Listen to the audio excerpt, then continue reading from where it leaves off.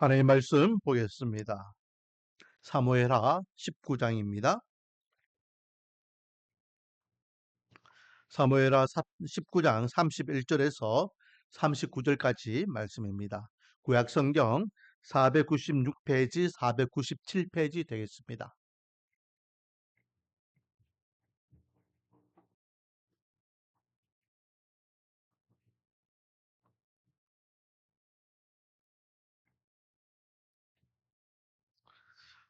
우리 한 절씩 돌아가면서 교독하고 39절은 합독하도록 하겠습니다.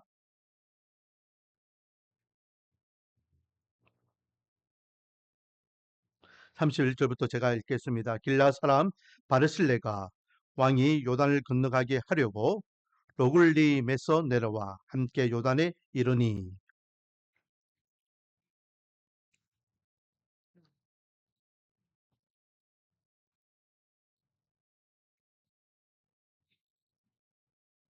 왕이 바실레에게 이르되 너는 나와 함께 건너가자. 예루살렘에서 내가 너를 공개하리라.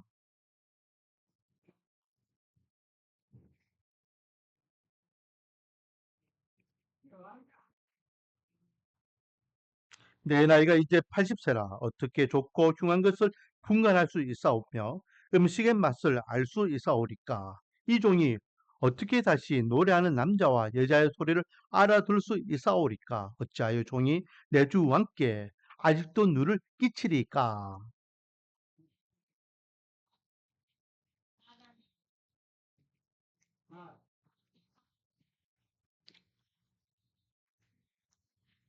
청하건대 당신의 종을 돌려보내옵소서.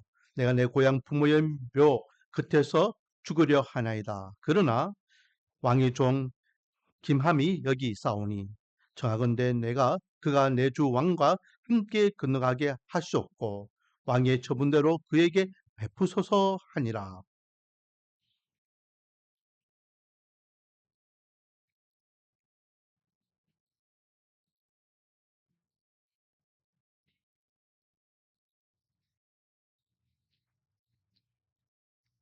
같이 읽겠습니다.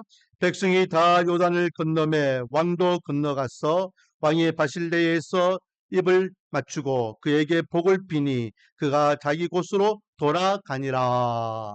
아멘. 할렐루야. 오늘도 하나님께 나와 찬양 분배 예배로서 하나님께 영광 돌리는 사랑 손님 한 분 한 분 머리 위에 하나님의 한량없는 은혜와 축복이 가득하기를 주님의 이름으로 축원드립니다.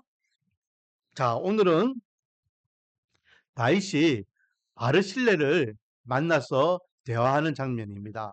자, 앞에 내용을 우리 좀 생각해 보면 우리가 지난주에도 말씀드리고 그 앞주에도 말씀드렸는데 다윗이 셋째 아들 압살롬이 반역을 일으켜서 왕궁을 떠나서 피신하게 됩니다. 우리나라는 뭐 한강도 있고 낙동강도 있지만 예루살렘은 강이 하나 있어요. 요단강입니다. 요단강. 그 요단강을 건너면 동쪽이 되는데 그 동쪽은 이방 땅이에요. 이방 땅. 다윗은 아들을 피해서 그 강을 건너서 동쪽으로 피신했던 거예요.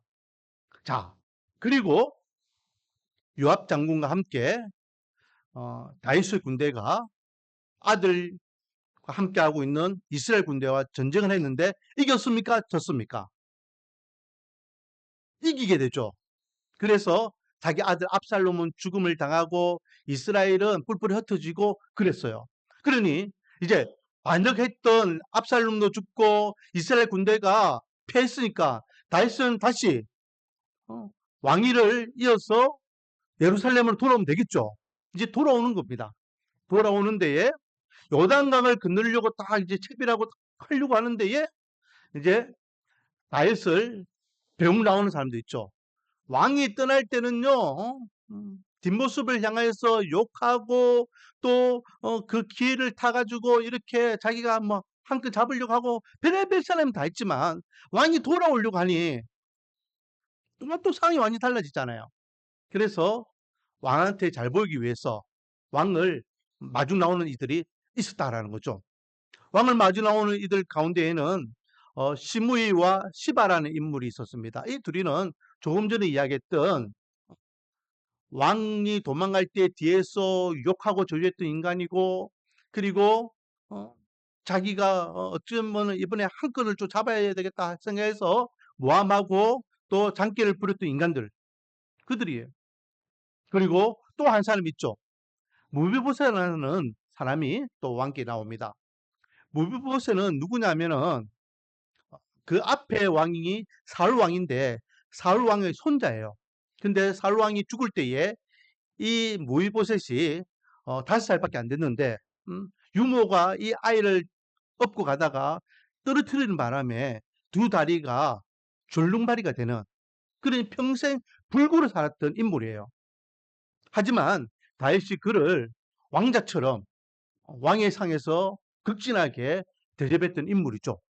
그런데 다윗이 음, 도망갈 때에 떠나갈 때에 이 무비보셋은 오지 않았어요. 오히려 그 신하가 이야기하죠. 그 하인이 이야기합니다. 왕이요, 제가 들었는데 우리 주인이 하나님께서 이번 기회에 다윗을 제끼고 이 나라를 나에게 주시는 것 같다라고 하면서 그렇게 이야기하는 걸 들었습니다. 라고 거짓말을 하는 거예요. 다윗이 몰보셋이 이제 돌아올 때에 딱 나와가지고 인사하니까 몰보셋 내가 갈 때 너 어디 있었어? 하면서 화통을 치니 몰보셋이 이야기합니다. 왕이 사실은 제가 다리가 붉잖아요. 제가 왕을 만나기 위해서 말을 타고 싶었는데 아무도 말을 태워주는 사람이 없어서 제가 왕을 어, 왕과 함께 가지 못했습니다라고 이야기합니다. 이렇게 어, 왕이 돌아올 때에 왕을 맞이하는 이들이 있었다는 거죠. 그런데 그들 가운데에 또 한 사람이 있습니다. 그 사람이 바로 오늘 본문에 나오는 사람이죠. 따라하겠습니다. 바르실레. 예, 바르실레라는 사람이 나와요. 바르실레와 그의 아들들이 대웅을 넣은 대웅. 이 사람들은 이미 원래 요단강 동쪽에 있던 사람들이에요. 이제 왕이 예루살렘으로 돌아간다니까 왕이여 잘 가십시오라고 인사하기 위해서 나온 거예요. 그런데 이 바르실레가 아들들과 함께 나오는 이 모습을 보면서 다윗이 바르실레에게 제일 먼저 했던 말이 뭐냐? 자, 오늘 저와 여러분이 말씀을 나눠야 될 핵심적인 내용인데요. 33절입니다. 같이 한번 읽어볼까요? 33절 시작. 왕이 바르실레에게 이르되 너는 나와 함께 건너가자. 예루살렘에서 내가 너를 공개하리라. 아멘. 바르실레에게 이야기합니다. 나하고 같이 요단강 건너가자라고 이야기해요. 그 말은 무슨 말이에요? 내가 예루살렘 왕으로 다시 입궁할 때에 너를 데려가서 부귀영화 누리게 해줄게라는 겁니다. 내가 너를 공개하리라라고 이야기하죠. 아, 왜 다윗은 자기를 배웅하러 나온 바르실레에게 같이 가자. 내가 너를 공개하리라라고 했을까요? 오늘 이 내가 너를 공개하리라라는 말씀을 가지고 하나님께서 저와 여러분이 주시는 교훈을 생각해 보기를 원하는데 첫 번째는 따라하겠습니다. 은혜를 잃지 않는 다윗. 은혜를 잃지 않았어요. 자, 오늘 어? 바르실레가 내가 바르실레 향하여 다윗이 내가 너를 공개하리라라고 했는데 그 앞에 보면요 이런 설명이 있죠. 뭐라고 되어 있습니까? 32절 제가 한번 읽어볼게요. 바르실레는 하면서 바르실레에 대해서 설명을 하고 있어요. 바르실레는 매우 늙었다라고 하면서 나이가 몇 살이다? 80세다. 80세. 80세 노인이다. 뿐만 아니라 그는 부자였다. 부자였어요. 그런데 그가 왕이 마하나임에 머물 때에 그가 왕을 뭐 했더라? 공개했더라. 이게 무슨 말이냐면 왕이 도망가서 아들을 피해가지고 도망갈 때에 궁을 뒤로 하고 도망갈 때에 얼마나 초라하고 비참했겠습니까? 사람들이 뒤에서 욕짓거리하고 자기와 함께할 사람들이 배반배신하고 처량하게 야 앞으로 나 어떻게 하지? 심신이 지쳐 있는 그 다윗에게 이 바르실레가 음식을 사가지고 와가지고 그렇게 음식을 대접했다는 거예요. 자, 다윗은 그것을 잊지 않았어요. 그래서 오늘 우리가 생각해 보고 싶은 말씀은요, 공개하리라는 말씀, 공개하리라. 바르실레가 다윗에게 공개한 그것을 잊지 않은 다윗은 자기가 돌아갈 때에 바르실레에게도 내가 너에게 은혜 갚을 기회를 달라. 나도 너를 공개하기를 원한다. 라고 요청하고 있는 겁니다. 그러면 이 공개란 뜻이 무슨 뜻이냐? 우리나라에서는, 우리나라 한글에서는 공개하리라 라고 되어 있는데 이게 뭐 복량한다 뭐 이런 의미인데 원래 의미는요, 담는다는 거예요. 담는다. 담는다. 여러분, 어떤, 정말로 좋아하고 사랑하는 사람이 오랜만에 만나면, 옛날에 우리 어머니들이 어떻게 합니까? 고분밥 줘요, 고분밥. 밥그릇이 꽉 채워가지고 이렇게 주잖아요. 담아주잖아요. 그쵸? 음, 많이 먹어라, 많이 먹어라 하면서 그 의미예요. 담는다. 근데 이것은 단순히 그냥 밥을 채워서 음식을 제공한다. 많이 담아서 준다. 이런 의미만 있는 것이 아니라 사실은 그 대상을 내 품에 완전히 담아서 생존을 끝까지 책임진다. 내가 끝까지 너를 책임져 줄게. 라는 강한 의지가 포함되어 있는 단어예요. 자, 이 공개한다라는 단어는요, 구약의 성경에 보면은 많이 나와 있죠. 제일, 우리가 이해하기 쉬운 장면이 요셉이에요, 요셉.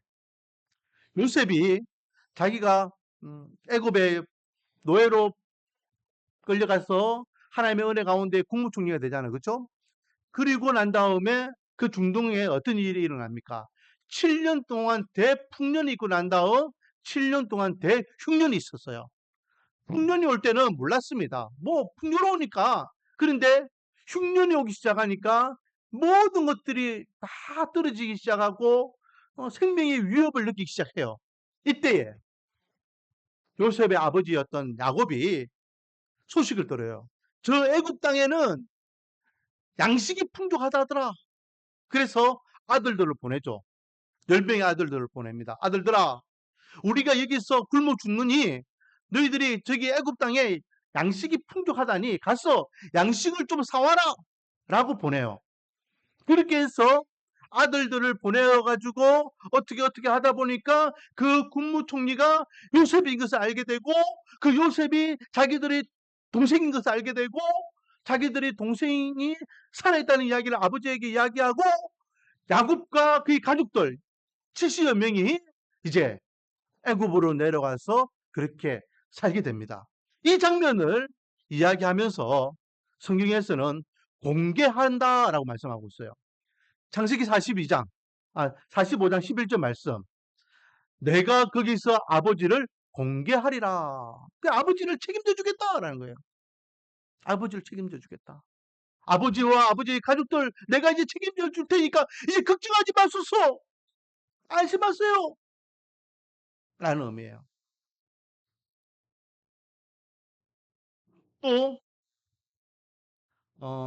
이 단어는요, 하나님과 우리 인간의 관계 속에서도 공개라는 의미를 좀 생각해 볼 수 있어요. 예수님을 향해서 예수님이 누구다라고 말씀하신 부분이 많이 있죠. 특히 예수님 자신을 향해서 생명의 떡이다라고 말씀하셨습니다. 생명의 떡이다. 음. 이때의 생명의 떡이라는 것은 뭐를 의미합니까? 바로 저와 여러분을 위해서 십자가에서 살찌시고 피 흘리시며 대속의 제물로 죽으시는 걸 말씀하고 계시는 거예요. 육적인 떡은 먹어도 또다시 배가 고픕니다. 우리 집에 같이 사는 사람은요, 먹어도 계속 배가 고프대요. 누군지를 이야기하지 못해. 그런데 예수님의 이 생명의 떡은 한 번 먹으면 두 번 다시 먹을 필요가 없는 완벽한 양식이라는 거죠. 그것을 예수님께서 우리에게 몸소 알려주시고 가르쳐 주시면서 구속사적으로 말씀하시는 게 공개입니다. 내가 내 살을 뜯어서 너를 먹여줄게. 내가 내 몸을 희생해서 너 생명을 지켜줄게. 내가 죽음으로 너를 살려줄게. 라는 게 공개예요. 그러니 하나님께서 저와 여러분을 향한 구원의 은혜, 사랑의 은혜가 바로 공개를 통하여 실천되는 것이다. 라는 거죠. 여러분, 이 공개에 대한 부분을 우리가 생각할 때에 아르실레가 다윗에게 공개했다. 이거는요, 사실은 쉬운 일이 아닙니다. 왜냐하면 지금 그 시대가 어떤 시대입니까? 압살롬이 반역을 일으켜가지고 거의 90% 이상은 성공하는 때예요. 그러면 완전히 이제 나라를 반역을 성공해가지고 잡게 되고 자기가 왕이 되고 그러면 이제 후속 처리를 하게 되겠죠. 다윗을 따랐던 자들, 다윗을 도왔던 자들은 어떻게 하겠습니까? 다 수청이 수청. 다 수청이에요. 그러면 이 바르실레도 야, 니 우리 아버지 도왔잖아. 죽을 수 있는 거예요. 자기만 죽습니까? 자기 아들이나 자기 가문이 멸족당할 수 있는 엄청난 상이에요. 그럼에도 불구하고 그는 다윗을 도왔다는 거예요. 목숨을 다하여 힘을 다하여 내가 부자이기 때문에 내가 왕한테 은혜를 좀 이렇게 베풀면 나중에 또 왕이 나한테 은혜 베풀 때가 있겠지. 어떤 어, 기회주의자적인 모습이 아니라 마음을 다해서 힘을 다해서 생명을 다해서 도왔다는 거죠. 다윗은 그걸 알고 있었어요. 그래서 바르실레에게 바르실레요. 그때 내가 엄청난 큰 빚을 지었습니다. 그러니 이제 내가 복직하니까 나와 함께 갑시다. 나와 함께 가서 남은 여생 부귀영화를 누리십시다. 라고 이야기하는 거예요. 그러니 오늘 본문을 보세요. 오늘 본문에 보니 35절 뭐라고 바르실레가 이야기합니까? 내 나이가 이제 80세라 어떻게 좋고 흉한 것을 분간할 수 있사오며 음식의 맛을 알 수 있사오리까? 이 종이 어떻게 다시 노래하는 남자와 여자의 소리를 알아들을 수 있사오리까? 어찌하여 종이 내 주 왕께 아직도 누를 끼치리까? 라고 하며 내가 사리분별을 하지 못하는 인간인데 무슨 부귀영화를 누린다고 왕을 쫓아가가지고 이 나이에 왕께 누를 끼치겠습니까? 저는 못 가겠습니다. 저는 우리 부모님 고향 땅에 있다가 부모님 묘 옆에서 그냥 편안하게 잠들겠습니다. 라고 왕의 요청을 거절하는 것이죠. 여러분, 다윗은요, 이 은혜를 잊지 않았어요. 그래서 바르실레에게 가자라고 하니 안 간다고 한사코 반대하죠. 그런데 참 재밌는 것은 바르실레가 자기는 안 가는데 어떻게 합니까? 자기 아들들은 보내는 것을 보게 되죠. 자, 38절, 37절, 38절을 보면 청컨대 당신의 종을 돌려보내옵소서. 다시 돌려보내라는 겁니다. 내가 내 고향 부모님 묘 곁에서 죽으려 하나이다. 저는 안 가겠습니다. 저는 내 고향 땅으로 돌아가겠습니다. 라고 하는 거예요. 그러나 왕의 종 김함이 여기 있사오니 자건대 그가 내 주 왕과 함께 건너가게 하시옵고 왕의 처분대로 그에게 베푸소서 하니라. 왕이 대답하되 김함이 나와 함께 건너가리니 나는 너가 좋아하는 대로 그에게 베풀겠고 또 너가 내게 구하는 것은 다 너를 위하여 시행하리라. 이 무슨 말입니까? 자기 아들이 김함인데 이 다윗이요. 저는 왕을 따라가 못 가겠지만 내 아들은 데려가 주세요. 그럼 내 아들 데려가서 왕이 하고 싶은 대로 내 아들을 사용해 주세요. 라고 이야기하는 거예요. 그러니 왕은 한 발 더 나가서 그래 내가 기름 데리고 갈게. 그리고 바르실레 당신이 이 아들을 위하여 나에게 요구하는 것은 내 땅을 줄게. 라고 이야기하는 거예요. 그러니 이 아들이 이제는 앞날이 청청 추지게 되는 거죠. 나중에요. 열왕기상 2장에 보면 다윗이 죽을 때에 자기 아들 솔로몬에게 유언을 남깁니다. 그 유언은요 엄청나게 무서운 유언들이었죠. 제가 몇 번 언급했지만 살생부입니다. 다윗이 살아있을 때에 자기가 하지 못했던 일을 자기 아들에게 넘겨주는데 누구는 죽이고 누구는 죽이고 누구는 죽이고 누구는 죽이라 하고 살생부를 남겨요. 그런데 그 가운데에 이 바르실레에 대한 이야기를 언급합니다. 열왕기상 2장 7절 말씀. 마땅히 길르앗 바르실레의 아들들에게 은총을 베풀어 그들이 내 상에서 먹는 자 중에 참여하게 하라. 내가 내 형 압살롬이 낯을 피하여 도망할 때에 그들이 내게 나왔느니라. 라고 이야기해요. 이 무슨 말이냐면 솔로몬에게 솔로몬 아들아 바르실레의 아들들은 니는 잘 챙겨야 된다. 왕의 자리에 왕의 밥상에 그 아들들이 함께하기를 원한다. 왜냐하면 이 애비가 너 형 압살롬 때문에 도망갈 때에 이 발레실레 가문이 너 아버지를 잘 챙겨주었다. 그 빚을 갚기를 원하니 너 아들 솔로몬도 그것을 명심하고 그 아들들을 잘 대접해라 라고 유언을 남겨요. 그러니 당대에 하지 못하였던 것을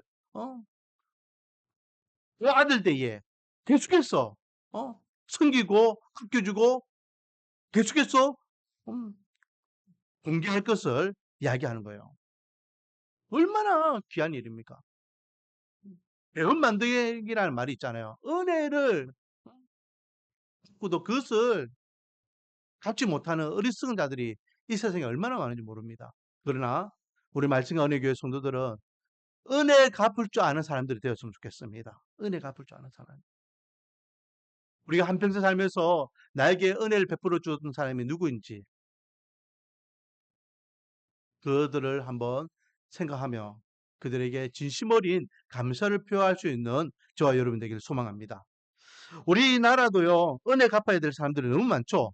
우리나라도 보면은요, 우리나라가 지금은 뭐 세계 강대국이고 뭐 선진국이고 뭐 잘 사는 것 같지만은 여러분 70년, 80년 전만 해도요, 우리나라는 어땠습니까? 우리나라가 얼마나 가난하고 못 살았습니까? 1900년 초에는 우리나라에 얼마나 많은 선교사님이 들어왔는지 몰라요. 그 선교사님들이요, 자기 나라에 편지를 써서 보고할 때에 이 나라는 너무나 더럽고 지저분한 그런 편지 내용들이 너무 많았어요. 지금은 서울이 깨끗한 도시로서 유명하지만은 100년 전만 해도 서울은요, 악취가 나는 거예요, 악취가. 그런 우리나라에 얼마나 많은 사람들이 이 나라를 위하여서 한평생 헌신하고 수고했는지 몰라요. 그 중에 한 사람을 제가 언급해 보겠습니다. 석호필이라는 선교사예요. 석호필. 석호필 하면 뭐 한국 사람인 것 같지만 한국식으로 이름을 개명해서 석호필인데 이 사람은 원래 캐나다 선교사입니다. 캐나다 사람이에요. 프랭크 스코필드라는 사람이에요. 이 사람이 1919년 3.1 운동 당시에 일본 놈들이 제암리라는 동네 아시죠? 제암리 학살 사건 아시잖아요. 제암리에 사람들을 제암리 교회에 다 모아버려요. 일본 놈들이.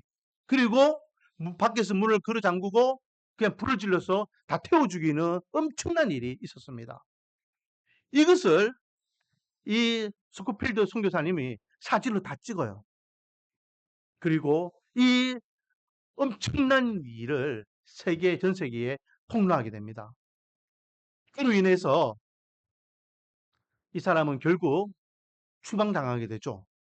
추방당해서 그가 그냥 손 털고 이제는 조선이 나는 꼴도 보기 싫다 그런 것이 아니라 그 이후에도 일제강점기 때에 핍박당하고 어려움을 당하고 나라에 잃어서 또 이렇게 세계에서 방하고 있는 조선 사람들을 위로하고 대변해주고 그들을 섬기고 그래 평생 그렇게 살았다는 거예요. 그런데 참 그의 아내 같은 경우에는 이제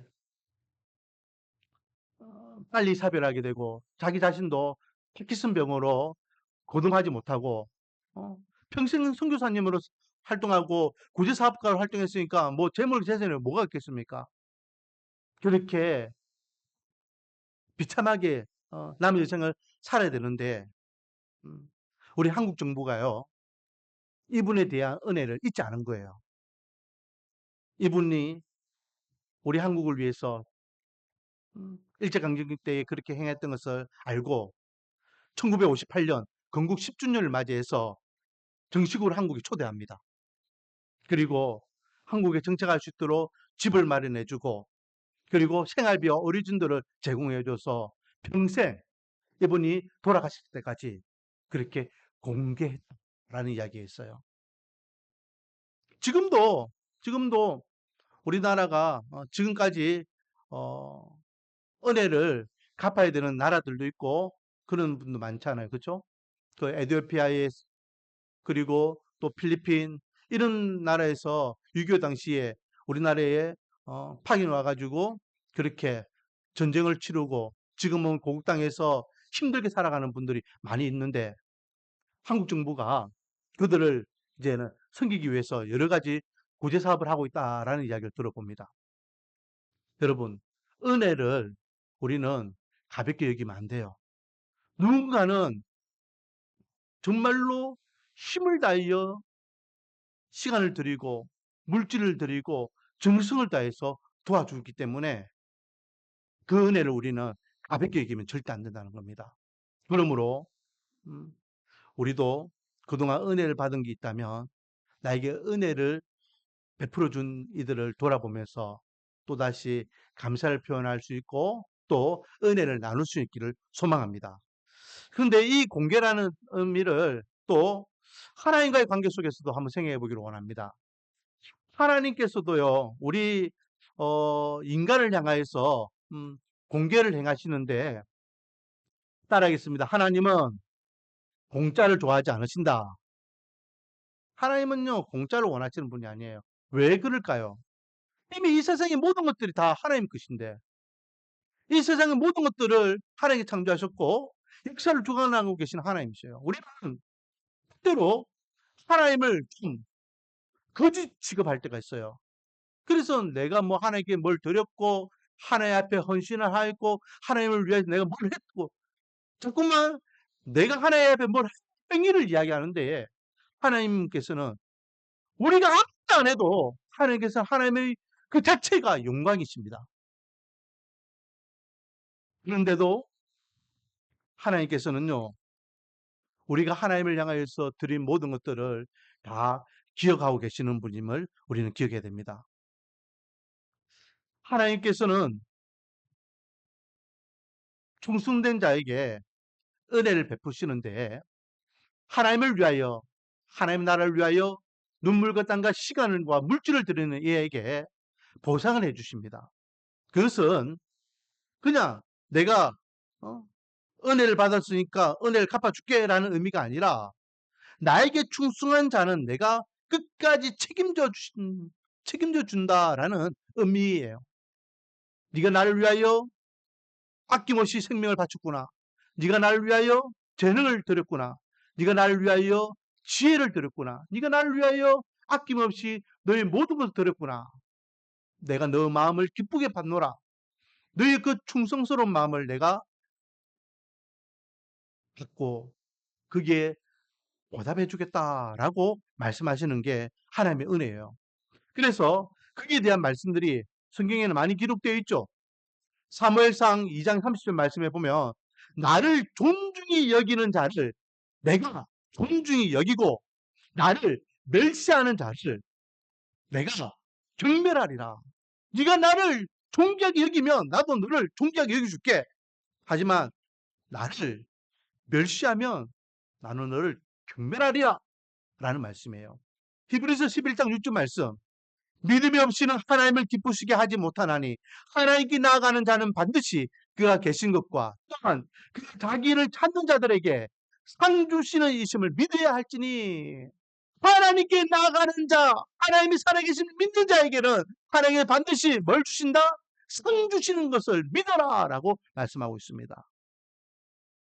제가 제일 좋아하는 말씀 중에 이런 말씀이 있댔죠. 일하는 소에게는 뭘 씌우지 마라? 망을 씌우지 마라. 신명기 25장 4절 말씀이에요. 신명기 25장 4절 말씀에 보면은 곡식 떠는 소에게 망을 씌우지 마라 했어요. 이게 무슨 말이냐면 옛날에는 소나 말이나 이런 짐승들을 가지고 타작을 했어, 타작. 근데 이렇게 타작을 하면은 이제 그 알곡들을 이 짐승들이, 가축들이 날름날름 먹을 수 있잖아요. 그 주인 입장에서는 그게 전부 다 소출인데, 예. 그것을 소가 다 먹고 말이 다 먹어버리면 자기 소출이 줄어드니까 막을 씌우는 거예요. 근데 하나님께서는 그렇게 하지 마라라는 거죠. 왜? 먹어야 힘을 내서 더 열심히 일하죠. 먹어야 힘을 내서. 일은 시키면서 그 입은 막아버리면 무슨 힘을 가지고 일을 하겠냐 이 말이에요. 이 말씀을 사도 바울이 그대로 인용합니다. 디모데전서 5장 18절 말씀 보면 성경에 일렀으되, 이 성경은 금방 이야기했던 신명기 25장 4절 말씀입니다. 곡식을 밟아뜨는 소의 입에 망을 씌우지 말라 하였고, 이건 이제 금방 그 말씀이죠. 또 일꾼이 그 삭슬 받는 것은 마땅하다 하였느니라. 하나님께서 하신 말씀이 그 말씀이에요. 일하는 소에게 망을 씌우지 말라 말씀하신 하나님께서 일하는 일꾼이 극히 합당하게 품삯을 받는 것은 당연한 것이다 라고 말씀하셔요. 그러면 하나님을 위하여 헌신하고 수고하고 충성스럽게 섬기는 이들을 하나님께서는 남몰라라 하시는 분이 아니라는 거예요. 반드시 그에 대한 합당한 보상을 허락해 주심을 믿으시기 바랍니다. 그래서 예수님께 직접 말씀하셨죠. 누가복음 10장 7절 말씀에 그 집에 유하며 주는 것을 먹고 마시라. 일꾼이 그 삭슬 받는 것이 마땅하니라. 마태복음 10장 10절 말씀. 여행을 위하여 배낭이나 두 벌 옷이나 신이나 지팡이를 가지지 말라. 일꾼이 자기의 먹을 것 받는 것이 마땅하다. 예수님이 직접 말씀하셨어요. 하나님의 나라를 위하여, 하나님의 은혜를 위하여 하기 위하여 나갈 때 무슨 먹을까 무슨 마실까 걱정하지 말라는 거예요. 하나님께서 하나님의 일을 위하여 나가는 자들에게 합당하게 보상하고 삭슬 주는 것은 당연한 일이다 라고 말씀하시는 거예요. 여러분, 하나님께서 우리에게 주시는 최고의 공개는 무엇일까요? 우리가요, 여러분, 신앙생활 하는 게 쉽습니까? 어렵습니까? 신앙생활 하는 게 말처럼 쉽지 않아요. 처음 교회에 발을 내딛는 것도 쉽지 않아요. 근데 막상 교회에서 신앙생활 하면은 얼마나 많은 우여곡절이 있는지 몰라요. 그래서 예수님의 씨 뿌린 자의 비유가 있잖아요. 네 밭에 대한 비유가 있어요. 아예 믿음이 없어서 말씀이 들어오지 못해서 그냥 신앙을 잃어버린 사람도 있고, 또 조금 말씀을 듣고 믿음이 자라는가 하면은 재물과 재산과 세상적인 걱정과 근심 때문에 뿌리가 없어서 말라서 그렇게 시들시들 죽는 이도 있고, 뿌리가 내려서 조금 자라려고 하는데 여러 가지 유혹과 핍박 때문에 자라지 못하고 또 죽는 씨앗도 있다라고 말씀하셨어요. 그 말씀이 맞잖아요. 우리 주위에 교회를 처음 다니다가 그만두는 사람들 얼마나 많아요. 다 이유가 있습니다. 열심히 한평생 살았는데 그 모든 것을 뒤로 하고 새로운 삶을 살아간다는 게 쉽지 않아요. 신앙을 지키기 위해서 우리가 감수해야 되는 게 많아요. 신앙을 지키기 위해서는 술, 담배를 하지 않아야 되고 세상적인 문화를 우리가 절제해야 되고 또 하나님께서 원하시는 것과 하나님이 싫어하시는 것을 분별해야 되고 그러면 세상 사람들이 우리를 볼 때에 뭐라 이야기합니까? 저 예수쟁이들은 재미없다. 놀 줄도 모르고 할 줄도 모르고 우리하고 어울릴 줄도 모르고 재미없는 인간들이야. 여러분 신앙생활하면서 또 핍박을 얼마나 많이 받습니까? 가족들로부터 형제들로부터 이웃들로부터 직장 동료들로부터 친구들로부터 예수쟁이라고 핍박도 받고 여러분 이 모든 것들이 다 하나님을 향하여 우리가 믿음과 신앙을 지키기 위한 우리가 감당하는 그런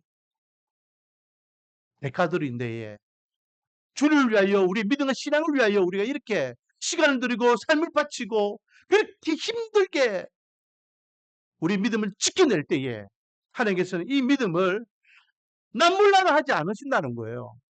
하나님께 우리에게 주시는 가장 최고의 공개가 무엇일까요? 그것은 바로 마지막 때에 주시는 은혜입니다. 그래서 마태복음 25장 21절 말씀을 보면 그 주인이 이르되 알아있도다 착하고 충성된 종아 너가 작은 일에 충성하였음에 내가 많은 것을 내게 맡기리니 내 주인의 즐거움에 참여할지어다. 착하고 충성된 종아 네가 마지막 때에 내 주인의 즐거움에 참여하라 라고 말씀하셔요. 즐거움에 참여한다는 게 뭘까요? 요한계시록 2장 10절 말씀 보면 내가 죽도록 충성하라 그리하며 내가 생명의 관을 내게 주리라. 아멘. 바로 하나님께서 우리에게 무엇으로 보상해 주신다? 생명의 면류관으로 보상해 준다. 우리가 이 땅에서 살아가며 겪고 있는 신앙을 지키기 위하여 수고하고 감내하는 이 모든 것들을 하나님께서 이 땅에서 보상해 주시면 그래도 좀 감사하겠지만 그렇지 못한다 할지라도 저와 여러분이 믿는 확실한 신앙의 고백은 무엇입니까? 영생의 기쁨이 있음을 믿으시기 바랍니다. 이 땅의 모든 것을 우리가 다 누리지 못한다 할지라도 주님께서는 저와 여러분에게 생명의 면류관을 예배하고 계심을 믿으시기 바랍니다. 그래서 그 생명의 면류관을 향하여서 우리는 지금 이 땅에서 하나님을 향하여 쭉 충성하며 아낌없이 드리고 있는 시간과 물질과 삶과 재능과 모든 것들이 결코 아깝지 않다라는 것입니다. 말씀을 정리하겠습니다. 하나님의 은혜로 구원받은 하나님의 백성으로서 하나님의 은혜와 십자가의 사랑을 우리는 잊지 말아야 됩니다. 그리고 그 은혜와 사랑을 믿음으로 고백하는 하나님의 백성들은 하나님 나라와 하나님의 의를 위하여 충성스럽게 살아야 될 줄 믿습니다. 그렇게 주를 위하여 충성스럽게 살아갈 때에 하나님께서는 반드시 생명의 면류관으로 보상해 주는 은혜가 있을 줄 믿습니다. 기도하겠습니다. 아버지 하나님, 바르실레의 공개를 기억하였던 다윗이 바르실레에게 내가 너를 공개하리라 라고 말씀하였는데 이 말씀처럼 하나님의 은혜를 우리는 늘 기억하기를 원합니다.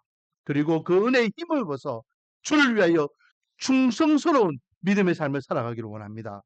이 충성스러운 삶이 하나님께서는 생명의 면류관으로 보상해 줄 것을 믿고 나가오니 이 땅에 누리지 못하는 은혜가 있다면 천국에서 영생의 기쁨을 누리는 우리 말씀과 은혜의 모든 성도들이 되게 은혜와 복을 다하여 주시옵소서. 예수님의 이름으로 기도드립니다. 찬양 드리겠습니다. 찬송가 406장입니다.